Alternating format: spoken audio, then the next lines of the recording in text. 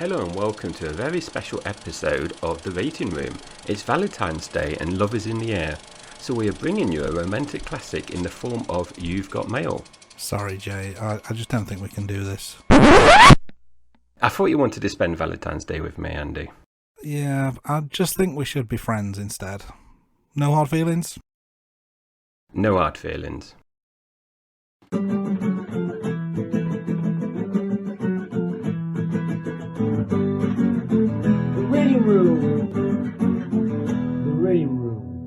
Financially strapped, Maddie takes a bizarre job dating a wealthy couple's introverted son, Percy, to toughen him up before college. As Maddie attempts to transform Percy into a party-loving Casanova, unexpected connections form, challenging expectations and forcing both to confront their vulnerabilities. However, with Maddie facing foreclosure and Percy grappling with his true desires, their unconventional summer fling faces a ticking clock and the potential for messy fallout. Now, Jay, that is the film No Hard Feelings in a nutshell. And as always, I need to ask you the first question. Have you seen this before, and what do you remember about it? So, Andy, I think this is possibly the third time this has happened where I haven't seen the film before. And to be completely honest, Andy, I hadn't even seen the trailer before. I was aware of the film, and I think it's because I'm not a big fan of Jennifer Lawrence, really. So I've come into this episode with a completely blank slate. So obviously I've watched the film now, Andy, and I've watched the trailer. But it was completely new experience. How about you, Andy? Have you seen this one before? So like you, it's a new one for me as well. And I think this is probably the first time that neither of us have seen a film going into an episode of The Rating Room. Now, I should probably clear up a little bit of confusion. Last week I said, to end the episode, that we'd be talking about You've Got Mail. And that was the original plan, but the gods of streaming have conspired against us. And we couldn't get to watch it without paying extra. And I thought, do we really want to be paying more? Valentine's Day is expensive enough. So we came up with a plan B. And this was the plan B, a rom-com that neither of us has ever seen before. Hence why you're getting that today. So essentially, Andy, I'm a cheap date. Yeah, or you could look at it, I'm just not willing to spend money on you. It's yes, Valentine's Day. Although, Andy, to be fair, we've both been married a long time now. Do you even bother with Valentine's cards? No, I don't bother anymore. I mean, married to me, every day is Valentine's Day. It is a gift every day. So, let's get into the film. As always, I like to kick things off with the box office. So, the film is obviously fairly new. It came out last year, so when you look at the budget, it's going to be quite high, and same in terms of the box office as well. So the budget was $45 million. The box office was $83.5 million. And as I alluded to earlier, the film only came out last year. So when I ran it through the sausage machine in terms of the adjustments, it comes out exactly the same, Andy, 83.5 million. It's too new to be adjusted. Is that what you're saying? It is too new to be adjusted. I was expecting a little shift, if I'm honest, with the cost of living, but not even a penny movement. That's just poor software, I think. If it's doing it as a yearly inflation thing, I understand. But it's probably slightly up from where it was before. So we'll just go with it as it is. But if anyone is listening to this in the future, feel free to do your own calculations. Maybe we need to revisit this in the future. Not in terms of adjusting the box office, but because the film only came out last year, maybe there'd be, I don't know, have any kind of runs in any other countries, maybe delayed releases. It's something I was going to put on the scheduling board, so to speak, to check that one again. Not to adjust it, just to adjust the original box office takings, which will therefore play through the adjusted box office, if you understand what I mean. An adjusted adjustment. Yes, yeah. As I mentioned, the film obviously was released last year, and it did have a limited run in the theatres, and it did take full spot in the US weekend box office charts in its opening weekend, so not too bad a performance. Now, the film remained at 4th place the following week, before sliding down the charts over the next few weeks before dropping out of the top 10 by week 6, so it didn't hang around in the charts for very long. No, it was pretty quick in and out, wasn't it, in some regards? Now, it should be noted that by that time, the film was only in 311 theatres nationally in the US, before being reduced to 114 in week 7. and then by week 8 down to 48 theatres. So that's obviously going to have an impact on the chart position of the top 10. Now, anecdotally, we tend to find that R-rated comedies don't usually have long, successful runs in the theatres these days due to digital streaming format, which tends to favour these types of films. Indeed. So when we've been researching No Hard Feelings, I think it's quite a good comparison actually to do against the film that we recently reviewed, The Hangover, because obviously that film, as we mentioned, was R-rated. It's a comedy as well, less so the romantic side, but it is a comedy. And if you haven't listened to that episode, make sure you do go back and listen to that one again, because it was a good film. Now, No Hard Feelings opening weekend US performance was $15 million. And as we mentioned, it wasn't in many theatres, but it was in 3,208 theatres in its opening weekend. Now, The Hangover took 44.9 million in its opening weekend in the US. And it was only in slightly more theatres, around roughly 50 more. Now, that's not too dissimilar when you're comparing the numbers, but a massive difference in box office performance. Yeah, and especially considering the time difference as well. So The Hangover so far is by far the more successful of the films. Now, in terms of the charts, there were 3 films that kept No Hard Feelings from reaching the peak. They were Spider-Man Across the Spider-Verse, Elemental, and The Flash. And if we look at the film's performance across the entirety of the 2023 US box office charts, the film was the 50th top grossing film in the US that year. Yeah, and as I mentioned earlier, the film had a $45 million budget, and the majority of that went to Jennifer Lawrence with $25 million she was paid for starring in No Hard Feelings. So a nice payday there. Now, industry experts state that a film needs to make roughly 2 to 2.5 times the budget to be classed as successful at the box office. Yeah, close to the 2 times mark, wasn't it? But probably not quite there. It was largely successful in the US, but international box office performance was quite poor. Now, digging past another layer. The film was released in 2023, as mentioned earlier. The director was Gene Stupnitsky, and the soundtrack composer was Michael Danner and Jessica Rose Weiss. Now, another star of the film was Andrew Barth Feldman. This was actually just his second film role, not counting the cameo of himself in the 2020 concert film about Ben Platt. However, he has performed on a number of stage shows, including Catch Me If You Can and Dear Evan Hansen. Won a couple of awards for Best Actor in his portrayal of Frank Abagnale Jr. in Catch Me If You Can, and was nominated for the lead role in Evan Hansen. So he's got some acting chops from a stage perspective.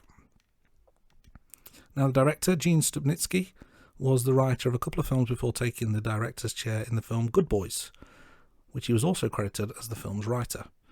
No Hard Feelings was Stupnitsky's second directing gig, and he was also credited with writing the films Year One, starring Jack Black and Michael Cera, and Bad Teacher, starring Cameron Diaz and Justin Timberlake. Yeah, and Catch Me If You Can, we obviously covered that in season 2 with our Tom Hanks season, so a nice little nod there, back to season 2. Now, Jennifer Lawrence was the highest paid actress in 2015 and 2016, and has appeared in nearly 30 films to date. I think she's probably known for her roles in the Hunger Games, which I've seen the first 2, and the X-Men franchise as well. And she has also appeared in other major films, including Passengers, Joy, and Don't Look Up. Now, Matthew Broderick, who I didn't realise was in the film before watching it, plays Percy's dad. And he's famous for a string of successful films as well, including Ferris Bueller's Day Off, War Games, Glory, Godzilla, and many more. And I think the one film that I think of when I think of Broderick is Inspector Gadget, Andy, from my childhood. Although I do love the film War Games and Glory. I love Glory. I watched that recently, actually. I vaguely remember him in Inspector Gadget. I do have to question whether he was actually part of your childhood, though, because I'm sure that was in the 2000s. We were chatting, me and my wife, as we watched the film, and saying he looks familiar. And I was reeling off all the films that he'd been in. You know, I'd mentioned like Ferris Bueller's Day Off, War Games, Glory, Godzilla, and all the others I could find that I thought she might have heard of on his Wikipedia page. She didn't know any of them from that, but she knew him from something really, really random that I've never seen, never heard of, but she's apparently watched and I can't remember what it is. So that was a complete waste of time me telling you that story. But Andy, sorry, the film was released in 1999. I've just done a very quick bit of Googling there. So, not your childhood, is that what you're saying? You were a fully fledged adult by the time it was released. It was there or thereabouts. Maybe I was child in mind. Childlike, yes. Yeah, childlike. Now, another one of the film's stars was Laura Benanti, who plays Percy's mum. She had a very successful Broadway career, which has included 5 Tony Award nominations. She's only been in a few films to date, but has featured in a range of TV shows and films, including Gossip Girl, The Detour, Supergirl, and Go On. The film was inspired by a real Craigslist ad, which was sent to the director by a couple of producers. Now, Andy, you know my memory's not that great. We covered it was The Hangover, wasn't it? Where they were saying, do you remember? It was inspired by a real life event. It was The Hangover, wasn't it? I believe it was, yes. Yes, I remember that. Yeah, so we've had a couple inspirations from real life in our mixtape season. Yes, so we'll say this is based on a true story, even though the film doesn't necessarily say that. But let's talk about the film in a bit more detail, shall we? So as we get into the start of the film, there is a car on the driveway that's about to be towed, and Maddie comes out, tries it on with the guy who's towing the car away. I think his name's Gary, and it sounds very much like he's an ex, and she'd ghosted him, hadn't she? And then he looks behind her, and this Italian guy in very small underwear comes out onto the porch, and then he comes up behind her and starts groping her breasts. And based on what she said about who he was, I would say her cousin, or is it second cousin, is very friendly, isn't he?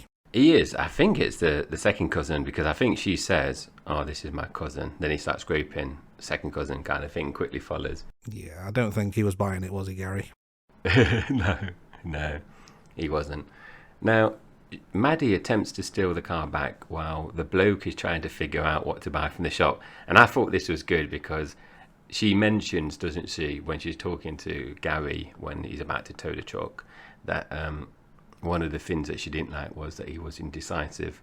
And then there's a little nod to his indecisiveness, because he can't decide which type of, I think it's a pastry or a cake or something in the shop that he wants.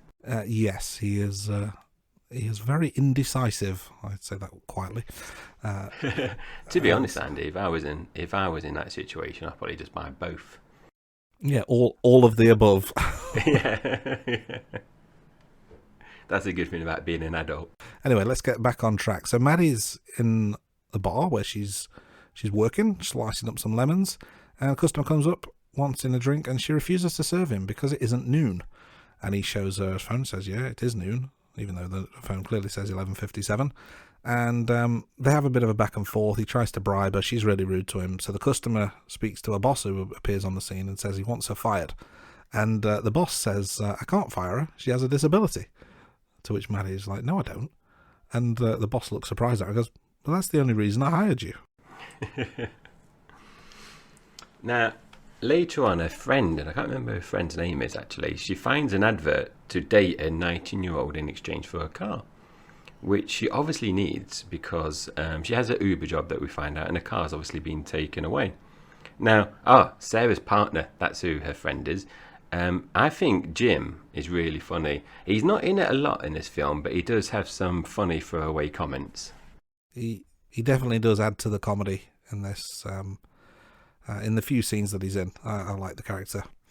Now, as a result of seeing this advert, she goes to see the parents of the 19-year-old in question. She roller skates all the way there because she's not got a car after all. And I thought it was quite funny when they were kind of introducing themselves, and the father was like, my name's Laird. And she's like, Laird. And there's just this back and forth. And then he says, just call me Laird. To which she mutters under her breath, I can't. Which I just thought was quite amusing. So Maddie sits down with the parents. The parents tell her that the kid, Percy, he can't know about this arrangement, but she has to date him. Yes, very. She wanted to clarify whether it was dating or date him, didn't she? Now, the kid, who is obviously Percy, we meet him for the first time because he's volunteering at the local rescue centre, and Maddie goes to see him. Now, she is trying it on, but it doesn't seem to work. And Andy, I just want to say something before you jump in, 'cause I can see you want to jump in. The things with trailers I find a bit frustrating with comedy is when they put something in the trailer, it takes away the moment from the film. So, do you know what I mean? This scene made me laugh in the trailer, but when it came on the screen, it was like, oh, I've seen it already. Yeah, they put the best bits of the scene into the trailer, so then you're not necessarily getting anything too much more. But yeah, she's trying it on, including using the line, "Can I touch your wiener? Your dog." It's so awkward, isn't it? They're having a conversation. She's pretending she's wanting to adopt a dog, and he's filling in the forms, and he's just not getting anything that she's saying. Then she gives him a lift home, sticks his bike in the back of the van that she's borrowed, and he's getting pretty freaked out because he looks around, he sees a load of knives and pretty dangerous equipment in the back of the van, and he uses mace on her twice in another funny scene. But they do arrange to go on a date the next day, so maybe she has worked her charms in some regards. But then we get on to the date, and the note I wrote was, "What the is he wearing?" He's wearing like shorts with a jacket, shirt, and tie. And everyone in the bar is looking at him like, "What is this kid doing?" It's really, really funny, his arrival. It is funny because obviously the camera focuses on his top, so you think, oh, everyone's looking at him because he's gone to just like a regular bar, very formal, and you can kind of think, oh, he might have not done that very often. He's a bit nervous. He wants to be presentable on his date, and then it pans out and he's wearing shorts, which it was quite funny. Now, I can't remember what drink he was drinking. Was it like... It was Long Island iced tea. That's it, Long Island iced tea. And he spits out his drink. I've never had one of those. Or maybe I have. I don't know. But I thought he spits it out, and they are interrupted by one of their exes. So that's 2 exes so far that we meet of Maddie's. Now, a little bit later on, they go to the beach, but he's still not receptive to her advances, which you would think he would be because they've gone skinny dipping in the sea. It's night time. He says, I think he even says he's a bit tipsy, and obviously she's not, but she's kind of playing along. And like I said, she's completely naked. He is as well, and in the water. Now, some drunken kids come on the beach and they steal their clothes, which is quite funny. But she's quite aggressive, and she goes on, on the actual beach, fully naked, and she beats them up, which is really impressive. Now, I said to the missus here that they must have used a stunt double, a body double here, and then actually paused the film and Googled it, and she actually filmed these scenes herself. So there are no body doubles used at all, which I think is really surprising. Yes, I'm not necessarily sure that Jennifer Lawrence is known for her nude scenes. I'm not a film with her. I'm not familiar with her entire filmography, easy for me to say, but I don't recall her being a repeat nude offender, as it were. So yeah, a bit surprised by this. She was one of those celebrities that had photos leaked on a mobile phone account, like in a cloud or something, in the Apple one. She was one of those famous celebrities then, a few years ago. Right, yeah, okay, I know what you mean. But yes, I don't believe she wouldn't have stripped down in X-Men, and I've only seen the first 2 Hunger Games, and she wouldn't have stripped down in that. So yeah, at last I've seen the odd one of her other films. Yeah, a little bit surprised by that, but I'm not going to complain. It was definitely a very unique fight scene, that's for sure.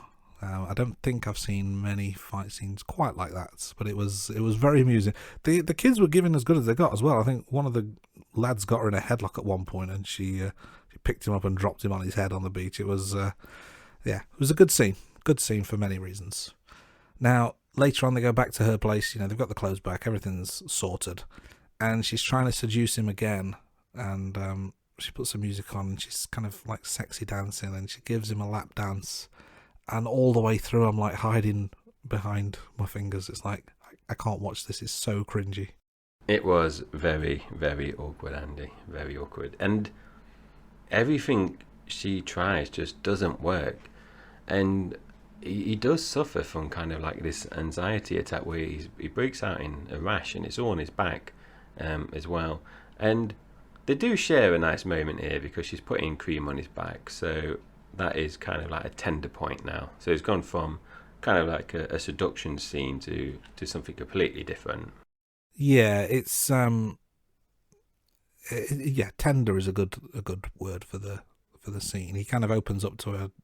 You get an idea of why he's so shy. I think he mentions something that happened in his past that was really embarrassing, and you can tell she's feeling quite sorry for him. And I felt sorry for him here as well. I thought, for a young lad of 19 to go through things like that, it's it's difficult enough navigating the world when it's so confusing, and judging by how his parents are with him, you can kind of understand that he's probably not had the most normal of upbringings. And this just kind of adds a little bit of context as to why he is like he is. But it's not over. They do have another date the following day, and there's a nice montage of the various different activities that they get up to, including getting kicked out of an arcade, don't they? When what is she doing? She's kind of ruining the day of this little kid who's trying to like play basketball or something, isn't it? Yeah, we see her cheating at Laser Quest or whatever it's called as well. It's a fun scene, but nicely done in a bit of a montage. You can say they're having a lot of fun together. They are, and it doesn't end there because they arrange to go on a really fancy date, actually, dinner date.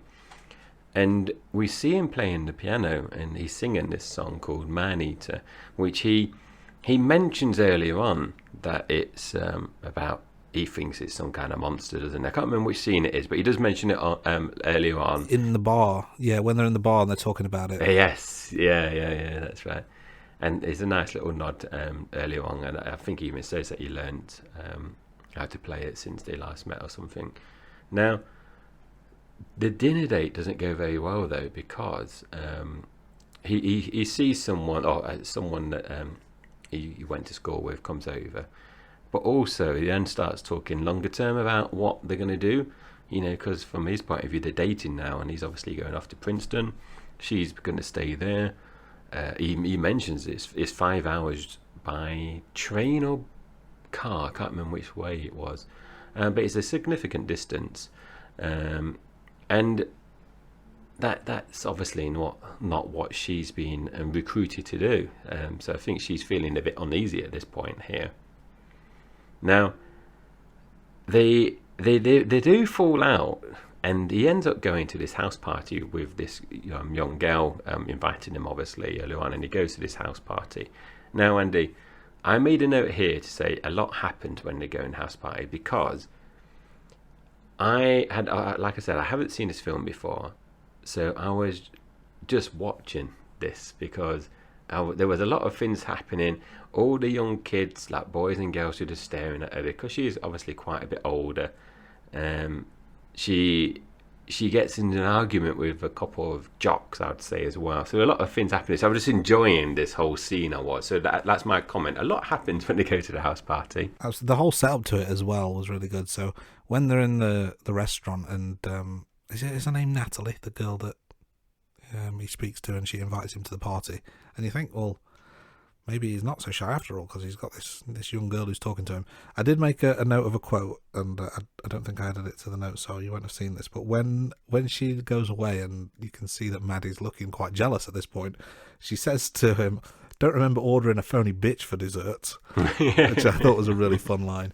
But yeah, once they get to the party, he's Percy's. He's gone, he's upset with her, and she's wandering around asking where he is, basically. And the argument you mentioned with the jocks, the thing that I took from that is that as soon as she said something back, everyone just started filming her. And I don't know if that's a thing, you see these kind of things these days where people are like, oh, I'm going to film such and such because, it's evidence or whatever. But it's like everything she says is under scrutiny because she's being filmed, and I think that she's accused of being homophobic at one point because she makes some comment, and yeah, the whole thing is just, I don't know, it's a bit much, isn't it? It is, and it makes you wonder if that's what house parties are like. Because I think if I was younger, if an attractive older lady came in, I don't think she would have got that kind of reception that the house parties have been to. I've never been to a house party like that, that's for sure. But I don't know if I would survive as a modern day youngster. It's a very different set of rules they play by, isn't it? But eventually she does find Percy. He's not well. I think he's taken something, hasn't he? Taken some drugs or something. So she drags him to the toilet to make him throw up, to make him feel better. And then the dad comes out. So the dad's at the party, which is a bit weird. And he starts having a go at Maddie, and Percy wants to like take up for her. And he takes a swing at him. And it doesn't quite go to plan. And he connects fully with Maddie's throat in another really funny scene. Yeah, this made me laugh because the bit where she interrupts him in bed, the girl, which I can't remember her name, says something like, he's taken a pill, and obviously you think it's some kind of drug or something, and then she's trying to get him to bring it up in the toilet, doesn't she? And then he says something like, it's ibuprofen or paracetamol. It doesn't. It's not actually drugs. You just think he has what sense. That made me laugh. And then that bit with the fight, yeah, when that did me, because in this film there were some bits that I just chuckled at or just smiled, and then there was probably the wiener bit, this bit, and maybe the wrestling on the beach that actually laughed out loud kind of thing. The other times it was a little bit of a chuckle or a smile. These were like I think the highlights. Yeah, this was a definite standout moment. So they leave the party, they're back in the limo, and it looks like maybe things are about to happen. But then he kind of ruins the moment, doesn't he? Because he tells her that he loves her. Yeah, and this is... I don't know, I'm a little bit frustrated, Andy, because I went into this film after watching a trailer, after we were talking about which film to watch, to replace You've Got Mail.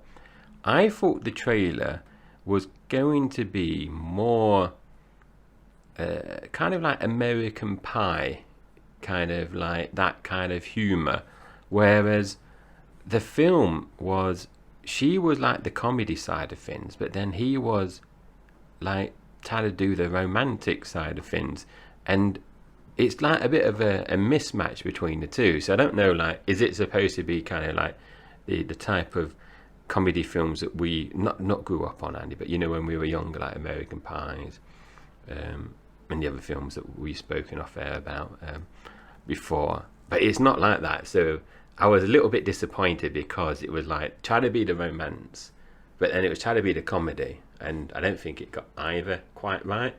And it was like that bit was just another kind of highlight where you just had these two conflicting kind of, I don't know, genres, and it didn't quite work for me here. I'm not sure. I think at this point she's starting to see that actually maybe it's not a good idea because of his feelings, but then he's obviously clueless as to the arrangement, and he's falling for her. And I think at this point it's going to end in tears, and I think it's not paint by numbers. I think that's too harsh, but I think there's an expectation of what's going to happen at this point, and I think what I was expecting at this point is that they would eventually get together. He's going to find out at some point, because that's what always happens, and then there'll be a breakup, but then they'll get back together and they'll live happily ever after. It's kind of what I was expecting, so I think it's kind of following that kind of storyline, or that template so far. But there's still a little bit more to go. But I get what you mean. It's a slightly odd dynamic at the moment. But I don't know. I think it kind of works up to this point. Because obviously there's an age gap. I can't remember what her age is. I think she's 32. So yeah, I before I watched it, I thought like what you were saying there, that they're going to live happily ever after together, and they're just conflicting at the moment, and obviously we're going to find out how it ends soon. He does. So Percy does tell his parents that he's not going to Princeton because of Maddie, because he's obviously in love with her. And then he goes into the car, and I think it's a Tesla, and he's playing around with it. I think he's trying to connect a call, and it accidentally logs on or interrupts the call between Maddie and his parents. And he obviously finds out about the deal now, so he's not a happy bunny at all. Yeah, this is the moment you're expecting to happen. You know he's got to find out, and the way he finds out obviously is crushed. So he decides, now he knows about the car, he's going to smash it up, because that'll teach him, won't it? So his friend from the dog shelter comes over, and they smash the car, or attempt to smash the car up, and then eventually do. It's a funny scene, because the first thing he does is he grabs a crowbar and starts whacking the windows and making 0 damage to the car. And my wife, actually, she pointed out a bit of a continuity error, or a mistake here, that she saw the crowbar bend, so she knew straight away it wasn't a real crowbar, because it kind of bent like rubber. So bit of a continuity error for those of you that watching out for it. But they're having dinner together, aren't they, at the parents' house? So Maddie's there, Percy's there, the parents are there, and it's a bit tense. But they go into his bedroom, and they decide now's the time. So they're gonna do it. And the only comment that really needs to be made here is that the poor lobster. It's one of those, if you know, you know. But it still counts, though, doesn't it? That still counts, right? I think for a male, it counts, definitely. And when I was watching it with the missus, I said, what was that? Was that a lobster or a shrimp? Because I didn't quite make it out. She said, oh, it is a lobster. And I think it was pink or purple. And I thought, oh, poor thing. Because I think she says it was like my leg or something, doesn't she? But I think at a young age, you definitely count that. Now, there is a funny scene between Maddie and some random bloke as well, and the finger trap, which was, I think this was too obvious, because I was saying to my wife, I said, this film isn't what I was expecting. I said, it's okay, but it wasn't what I expected. And then when she was sat on a sofa with the bloke, and he said, oh, close your eyes. I said, oh, he's going to do that thing with the finger trap in his penis. And then obviously that happened. So I think that was like a bit obvious. And she said, look, you obviously know like these kind of things or something like that. You must be liking it. I said, oh, it's okay. She said, oh, you've been laughing. And I said, yeah, there were like some funny bits. But I thought it was funny, but I think it was obviously set up earlier on in the film, you know, when Percy does it with Maddie and says how to get it off. Yeah, I was expecting it because it's quite juvenile, but I thought the outcome of that would be that she now realises that, you know, the normal kind of men she goes after are not mature, and it's Percy that she wants, and that she'd fall in love with him now, and they'd find a way to make it work. That's kind of where I was expecting it to go at this point. But it's not quite how it works out, isn't it? No, and I agree. I was wondering if they were going to reconcile, and like what you said, yeah, she's kind of matured now and wants to be different going forward. You know, she's moved on now from all her exes, and you know the type of men that she usually dates or has one night stands with, or short-lived relationships. So after all this, she goes to the Princeton mixer to find Percy, and they have a bit of a talk and a small argument, and he goes to drive off, but she's not having it. So she holds on to the car bonnet, kind of like happened earlier on the scene, and he carries on driving. He goes onto the beach. I think they run over a barbecue or something, and she catches on fire. She does, and this is a bit where my wife referenced Hunger Games. She says, oh, that's a nod to the Hunger Games when she's on fire. And she says, oh, in Hunger Games. And she essentially got the clip from YouTube. Have you seen Hunger Games, Andy? I've seen the first two. I've not seen the Mockingjay ones. Yeah. So, you know, the bit where she has a costume that goes on fire. like they're doing a chariot kind vaguely. of thing. Yeah, I couldn't remember it, but when she showed me the clip, I remembered it. I thought, oh yeah, nice little reference there from the wife. And because obviously she was watching the film, and she hasn't watched many of the season 3 mixtape episodes, but she watched this one. Now, Maddie, we find out she goes and picks Percy up in like her Uber, and we find out she's got I can't remember how exactly she worded it, but it was alluding to she's got a new boyfriend, a new man, but it turns out she's actually adopted the old police dog, and she's moving she's moving to California, which I don't know why. I can't think about any time she mentioned California. I thought that was quite surprising because I had a feeling she was going to move to Princeton. So she says she's going to move to California after she's given him a lift to Princeton. Now, I don't know America, Andy, so you might have known this already. I Googled Earth this, and I found where Princeton is, and I looked where California is. I knew where California was, and it's on the complete opposite side of America. So I was a little bit surprised because they've kind of grown and like the fondness of together. So I was expecting her to stay on the same side of America, not to date or anything, but to remain friends. And she hasn't. She's gone all the way to California, which is on the opposite side of America. Yeah, it's a long way to give him a lift, isn't it? And then go home. But so we do get the happy ending after all. Maybe not quite the one we expected, and not a happy ending in that sense of the word, if you know what I mean. But it is a happy ending. They're going to stay friends. He's off to college. She's off for a new life for herself, away from her town. And all's well that ends well. The rain room. So, let's end this part of the podcast and move on to the all-important ratings. So, Jay, on your first watch of this film, what did you rate it out of 10? So, Andy, like I kind of alluded to earlier, I was a bit disappointed with this one. I thought the trailer looked good. And like I said, I was kind of expecting something like American Pie, old school, that kind of humour where the humour is quite consistent throughout. So after the film finished, I said to the missus, "Oh, that's middle, between 5, 6, or 7. That is." And then I thought about it, and I said, "Yeah, that's a 6 out of 10 for me." So yeah, I wasn't, like I said earlier. I think that the standout jokes we tended to see in the trailer, so it took a bit away from watching it in the film. There were some funny bits, but I think, like I said, it didn't know whether it wanted to be kind of like a randy comedy or more of a romantic one.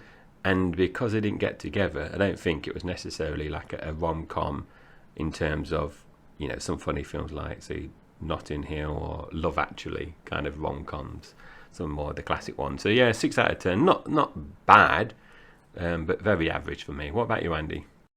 I really enjoyed it, actually. I thought it was a nice, simple premise, boy meets girl, but boy's awkward and needs this weird bet in place. We've seen this kind of thing in many, many other films where they pretend, one pretends to like the other, but then they found out the real reason behind it, so they fall out. But then it turns out he really does like her after all, or she really likes him after all. So it's not groundbreaking in that regard. Follows a pretty simple premise, but I think there's enough funniness to make it a really good film. Like you said, some of the best bits were in the trailer. There's quite a few bits that were laugh out loud. Some were just downright cringy, and some were a little bit weird. But on the whole, I just found myself really enjoying the film, and I'm glad we took this as our plan B. And for that reason, I went with 7 out of 10. Yeah, so not too dissimilar. You obviously liked it more than me. Now, what do the good folks at IMDb think? Now, IMDb obviously is a mark out of 10, and they do like the decimal places over there, and it's 6.4 out of 10, so pretty much between my score and your score, Andy. Yeah, it's like they've listened to this episode and not thought of their own opinions. Now, Rotten Tomatoes, though, was a little bit more generous. 70% on the tomatometer, with an 87% audience score, which is certainly a vote of confidence if ever there was one. Right, let's close things down with our main feature, the whole reason we're here, and that is our rank bank. So, Jay, why don't you kick us off with some runtimes? Surprisingly, the film was longer than I anticipated. So the film was 1 hour 43 minutes. So that means it's 3 minutes longer than The Hangover and 2 minutes shorter than Layer Cake. So out of the 6 films we've watched so far, No Hard Feelings goes in at number 4 in terms of runtime. So let's move on to the box office, which you alluded to earlier. $45 million budget, which is actually the second highest budget of any film we've watched in season 3. But the worldwide box office, 83.5 million, something around that range, puts it in 5th place out of 6, only above Layer Cake, which we obviously spoke about in last week's episode, which was a really, really low box office of under 20 million in the adjusted stakes. Now, film number 4 is Die Hard, and that is still best part of 280 million higher in terms of box office takings. So we do have a very clear divide between the top 4 and the bottom 2. But I guess as we start to plug these gaps with even more films, we'll see if that remains in place. But 5th out of 6 in terms of adjusted box office takings for No Hard Feelings. So moving on to our genre rankings. So obviously, as we've mentioned a few times, No Hard Feelings is being classed as our comedy/rom-com category. So far in season 3, our mixtape season, we've got The Hangover and Elf. Now, No Hard Feelings is joining the charts today. So obviously, I gave No Hard Feelings a score of 6 out of 10. And as a reminder, The Hangover I gave 8 out of 10 in number 1. Elf was also 8, but that was in number 2. We don't have any joint places here on the rating room. And that means No Hard Feelings joins the bottom of the table. So 3rd spot out of 3 with 6 in my ratings and rankings. What about you, Andy? Where did you place No Hard Feelings? I gave No Hard Feelings 7 out of 10, as mentioned, which puts it 2nd in my ranking. Below Elf, which I gave 8 out of 10, and above The Hangover, which I gave 6 out of 10. I enjoyed The Hangover. This just slightly edged it for me in terms of my enjoyment of it. Elf, for me, is still head and shoulders above. So, right in the middle. 2nd out of 3 so far. Which brings us to the end of another episode of The Rating Room. Thank you all for listening. Now, if you want to send us any questions or suggestions or even nice Valentine messages or feedback as well you might have, you can send them via our social media channels or by reaching out to us at theratingroom@gmail.com. You can find a whole bunch of stuff on our website, www.theratingroom.com, and check out our YouTube channel for full episodes, videos, short content, all kinds of stuff. And that is at The Rating Room. Yes, and we're on all the major social media sites as well. So search for at The Rating Room and make sure you subscribe to our channels as well to stay up to date with the latest news. Awards season is in full effect, and coming up in the coming weeks, we're going to be talking about some award-winning films for various reasons. One of which is The Whale. Another one is the Marilyn Monroe biopic Blonde. And we're also going to be having an Oscars special in the coming weeks as well, which will include our small screen rank bank on Dexter Season 4. All that is to come in the coming weeks, so listen out for those. And in the meantime, enjoy your Valentine's Day, whatever your plans are. I guess you could rating room and chill. That could be a new thing going forwards. But in the meantime, thanks for listening, and we'll see you soon.